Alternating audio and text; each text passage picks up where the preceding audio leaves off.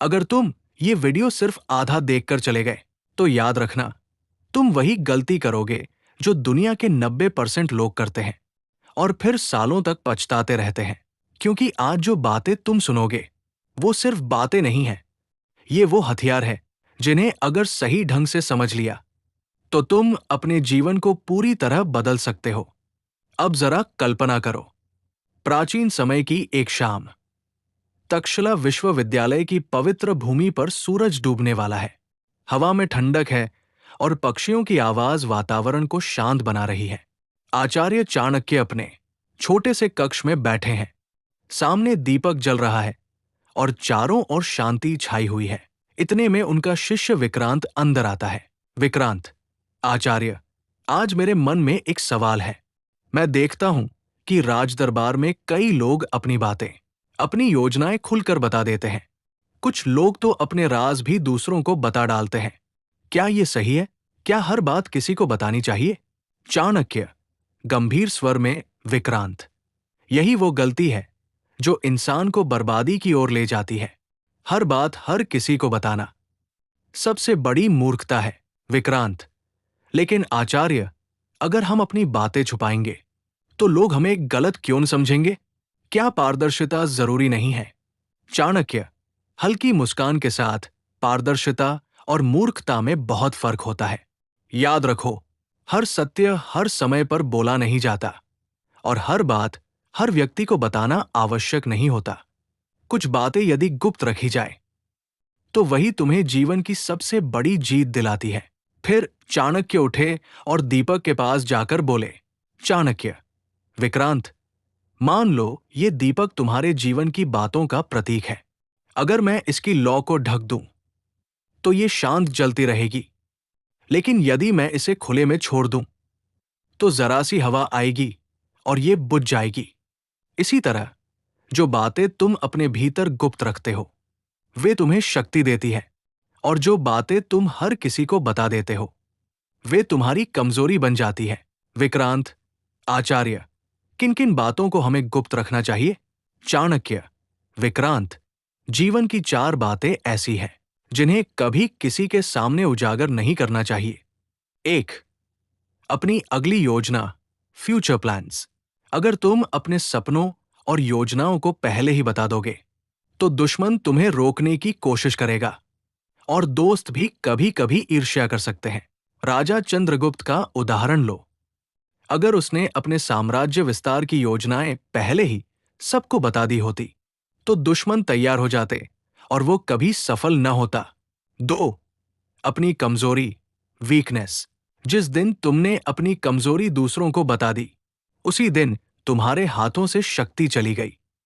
दुश्मन हमेशा वही वार करता है जहां तुम्हारी ढाल सबसे पतली होती है। इसलिए अपनी कमजोरी केवल अपने गुरु या मार्गदर्शक को बताओ, न कि सबको। 3. अपनी धन संपत्ति और आय, वेल्थ। जो लोग अपनी दौलत का बखान करते हैं, वे जल्दी ही लालचियों और दुश्मनों से घिर जाते हैं। धन का वास्तविक सुख तब है जब वो चुपचाप काम आए, न कि दिखावे में चले। 4. अपने निजी रिश्ते और पारिवारिक बातें, पर्सनल लाइफ। घर परिवार की बातें, अपने मन की उलझनें सबके सामने नहीं खोलनी चाहिए, क्योंकि लोग सहानुभूति कम और मजाक ज्यादा उड़ाते हैं। ये 4 बातें अगर गुप्त रखी, तो इंसान आधी लड़ाई पहले ही जीत लेता है। विक्रांत, आचार्य, तो क्या हमें कभी किसी पर विश्वास नहीं करना चाहिए? चाणक्य, नहीं विक्रांत, विश्वास करना चाहिए, परंतु विवेक के साथ। याद रखो, विश्वास वही करो जहां तुम्हें अनुभव और परख कहें कि ये व्यक्ति योग्य है। लेकिन अपने जीवन का हर पन्ना किसी के सामने मत खोलो, क्योंकि आज का मित्र कल परिस्थितियों के कारण शत्रु भी बन सकता है। इतना कहकर चाणक्य ने विक्रांत को एक छोटी सी कहानी सुनाई। चाणक्य, एक बार एक व्यापारी था। उसे अपनी नई व्यापारिक योजना पर बहुत गर्व था। वो अपने मित्रों को बार बार बताता था कि जल्द ही वो धनवान बन जाएगा। लेकिन हुआ क्या? उसके मित्रों ने ही उसकी योजना दूसरों को बता दी। प्रतिस्पर्धी व्यापारी पहले ही तैयार हो गए और उसकी सारी मेहनत बेकार चली गई। सोचो विक्रांत, अगर वो व्यापारी अपनी योजना गुप्त रखता तो आज वो सबसे बड़ा धनी होता। विक्रांत, आचार्य, अब मैं समझ गया कि हर बात सबको बताना मूर्खता है, लेकिन मुझे ये भी जानना है कि बातें कब और किससे साझा करनी चाहिए। चाणक्य, ये सवाल तुम्हारी बुद्धिमानी को दर्शाता है विक्रांत। बातें वही साझा करो जहां तुम्हें मार्गदर्शन मिले, जहां तुम्हें सुरक्षा का भरोसा हो और जहां तुम्हारी प्रगति ही उद्देश्य हो। बाकी दुनिया को वही दिखाओ जो वे देखने योग्य है। याद रखो, जीवन एक युद्ध भूमि है और युद्ध भूमि में अपने हथियार कभी पहले से नहीं दिखाए जाते। विक्रांत चुपचाप खड़ा हो गया। उसके मन में ये शिक्षा गहराई तक उतर चुकी थी। वो समझ चुका था कि गुप्त बातें ही इंसान की सबसे बड़ी शक्ति है। जहां चाणक्य विक्रांत को बताएंगे कि कैसे बातों को छुपाकर रखना ही नहीं, बल्कि कब और कहां बोलना चाहिए, ये कला सीखना भी आवश्यक है। तक्षशिला की रात और गहरी हो चुकी थी। दीपक की लौ अब भी जल रही थी और वातावरण में शांति फैली हुई थी। विक्रांत ध्यान से चुप खड़ा था। चाणक्य की बातें उसके हृदय में गहराई तक उतर चुकी थी। विक्रांत, आचार्य, अब मैं समझ गया कि अपनी योजनाएं, कमजोरी, धन और निजी बातें छुपाना जरूरी है। लेकिन क्या जीवन केवल बातें छुपाने तक ही सीमित है? क्या कभी हमें सच बोलना भी चाहिए? और अगर हां, तो कब? चाणक्य गंभीर होकर बोले। चाणक्य, विक्रांत, यही जीवन का सबसे बड़ा संतुलन है। बातें छुपाना एक ढाल है और सही समय पर सही बात कहना एक तलवार। अगर तुम्हें ढाल और तलवार दोनों चलाने आते हैं, तभी तुम विजयी हो सकते हो। कब बोलना चाहिए? चाणक्य, 3 परिस्थितियां ऐसी हैं जब बात करना अनिवार्य होता है। 1, अन्याय के समय, जब तुम्हारे सामने अन्याय हो रहा हो, तब मौन रहना सबसे बड़ा अपराध है। अगर तुम चुप रहे तो ये मानो कि तुमने अन्याय को स्वीकार कर लिया। याद रखो, जो व्यक्ति अन्याय के सामने बोलता है वही समाज में आदर पाता है। 2, मार्गदर्शन के लिए, जब तुम्हें मार्गदर्शन चाहिए तब बात करो। गुरु, माता पिता या योग्य व्यक्ति के सामने अपनी उलझनें रखो, क्योंकि यही वे लोग हैं जो तुम्हें रास्ता दिखाएंगे। 3, सत्य और धर्म की रक्षा के लिए, अगर कोई व्यक्ति धर्म का अपमान करता है या समाज को गलत दिशा में ले जाता है, तब मौन रहना कायरता है। ऐसे समय पर वाणी का प्रयोग धर्म युद्ध के समान होता है। विक्रांत, आचार्य, और कब हमें चुप रहना चाहिए? चाणक्य, गंभीर स्वर में, ये प्रश्न और भी महत्वपूर्ण है। सुनो विक्रांत, 5 अवसर ऐसे हैं जब इंसान को चुप रहना चाहिए। 1, गुस्से के समय, जब मन क्रोध से भरा हो तो बोले गए शब्द विष बन जाते हैं। उस समय मौन ही सबसे बड़ा अस्त्र है। 2, मूर्ख के सामने तर्क करने से केवल अपमान मिलता है, जैसे कीचड़ में पत्थर फेंकने से छींटे खुद पर भी आते हैं। 3, जब समय सही न हो, हर सत्य का भी समय होता है। अगर समय से पहले सत्य बोला जाए तो वो विनाश ला सकता है। 4, जब सामने वाला सुनने योग्य न हो, अगर व्यक्ति तैयार ही नहीं है तो ज्ञान देना व्यर्थ है। बीज तभी अंकुरित होता है जब भूमि तैयार हो। 5, जब तुम्हें अपनी सुरक्षा करनी हो, कई बार चुप रहना ही सबसे बड़ी रक्षा है। शब्द कभी कभी तलवार से भी ज्यादा गहरे घाव दे जाते हैं। विक्रांत ने गहरी सांस ली और कहा, विक्रांत, आचार्य, अब मैं समझ रहा हूं कि बोलना और चुप रहना दोनों एक कला है, लेकिन कृपा करके मुझे ये भी बताइए कि इस कला का अभ्यास कैसे किया जाए।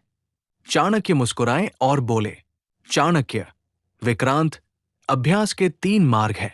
1, ध्यान और मौन साधना, हर दिन कुछ समय मौन रहो। ये मौन तुम्हें शब्दों की शक्ति और महत्व समझाता है। 2, परखने की आदत, किसी भी व्यक्ति को बात बताने से पहले ये सोचो, क्या ये बात उसे जानने योग्य है? क्या इस बात से मेरा भला होगा या नुकसान? 3, कम बोलने की आदत, जितना कम बोलोगे उतना ही तुम्हारे शब्दों का मूल्य बढ़ेगा। याद रखो, हीरा तभी कीमती होता है क्योंकि वह दुर्लभ है। उसी तरह कम बोले गए शब्द ही लोगों पर गहरा असर डालते हैं। इसके बाद चाणक्य ने विक्रांत को एक और कहानी सुनाई। चाणक्य एक बार एक राजा था। वो बहुत उदार था और हर बात खुले में कह देता था। दरबारियों को उसकी अगली चाल पहले से पता चल जाती थी। दुश्मनों को भी उसकी योजनाएं आसानी से मिल जाती। नतीजा ये हुआ कि उसका राजपाट धीरे धीरे कमजोर होने लगा। फिर उसने मुझसे पूछा, आचार्य, मेरी शक्ति क्यों घट रही है? मैंने कहा, राजन, तुम्हारी सबसे बड़ी गलती यह है कि तुम अपनी बातें गुप्त नहीं रखते। उस दिन से उसने अपने शब्दों पर संयम रखा। परिणाम ये हुआ कि उसका साम्राज्य फिर से मजबूत हो गया। विक्रांत, आचार्य, इसका मतलब है कि हमारी जुबान ही हमारे जीवन का सबसे बड़ा मित्र भी है और सबसे बड़ा शत्रु भी। चाणक्य, बिल्कुल सही कहा विक्रांत। जो अपनी वाणी पर नियंत्रण कर लेता है वो संसार पर शासन कर सकता है, और जो अपनी वाणी को नियंत्रित न कर सके वो अपने ही शब्दों का कैदी बन जाता है। इसलिए याद रखो, क्या बोलना है, कब बोलना है और कहाँ बोलना है, ये जानना ही जीवन की सबसे बड़ी बुद्धिमानी है। विक्रांत गहरी श्रद्धा से आचार्य चाणक्य के चरणों में झुक गया।